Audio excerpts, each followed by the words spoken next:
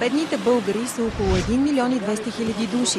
У нас прагът за бедност, измерен в евро, е почти 3 пъти по-нисък от този в новите страни членки на Европейския съюз и 13 пъти под прага на старите членки на Съюза.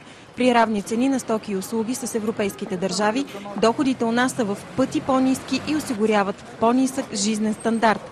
Икономистите обясняват този факт с високия данък добавена стойност. Нашата данъчна система разчита предимно на приходи, да речем, от данък добавена стойност. А това е регресивен данък. В смисъл дела от семейния бюджет на най-бедните, когато пазаруват, е много по-голям, отколкото при богатите.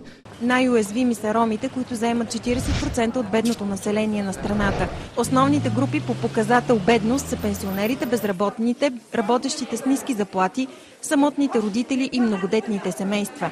За крайно бедни се считат пълнолетни с доходи под 145 лева месечно. Започва подготовката на националната стратегия за справяне с бедността.